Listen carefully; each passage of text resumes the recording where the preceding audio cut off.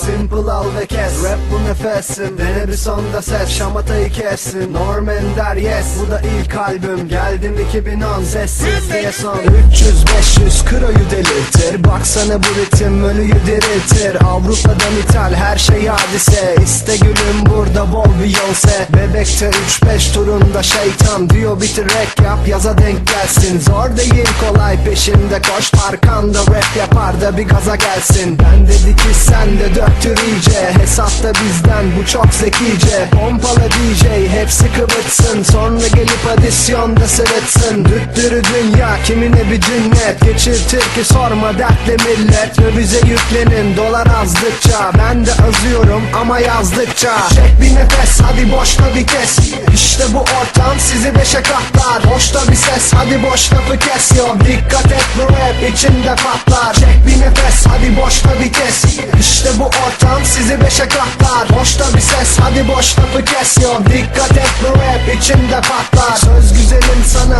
tatlı dilber, o yana bu yana oynar ince beller. Taş gibi taş bebek hadi uçalım mı? Bu nasıl bir söz lan, bu nasıl bir şarkı? Biz bunu hak ediyoruz diyorsanız magazin oynayın size paranızda. Boş insan ordusu müzik piyasanız, bir numara yoktu ki bir numaranızda. Hak bu satırlar adım gibi gerçek, dinleme beni ya da ağzını açma. Neden yazıyorum ki bir ton gerzek, anlamadığı söz ediyor rap saçma. Her şeye rağmen sabırla yoluma, gülüyorum ve yürüyorum aheste. Yapmalıyım bol para şan şöhret, hadi Sezen abla bana da bir beste. Çek bir nefes hadi boşta bir kes, İşte bu ortam sizi beşe katlar. Boşta bir ses hadi boş lafı kes yo, dikkat et bu rap içinde patlar. Çek bir nefes hadi boşta bir kes, İşte bu ortam sizi beşe katlar. Boşta bir ses hadi boş lafı kes yo, dikkat et bu rap içinde patlar. Var mı cesaret hey basın basın, bende esaret yok yazın yazın. Doğrular değil verilen hep Xanax, tırnak yemelen dur relax relax. SimCity değiliz burası Türkiye, bir işe yaramasa da atacağım hep diss. SS'le kınayın bu arada dostum, parlamento değil onun adı meclis. Aman diyorlar fazla açılma, eleştir ender tadını kaçırma. Sözlerim kefil ve rap oyun değil, benim işim bu koç susmak iş değil. Topunuza birden cevap olacaksa ben size yazarım gavur İzmir'den. Şehrim ülkemin en batı yakası, Allah'ı gibidir ve tektir atası. Çek bir nefes hadi boşta bir kes,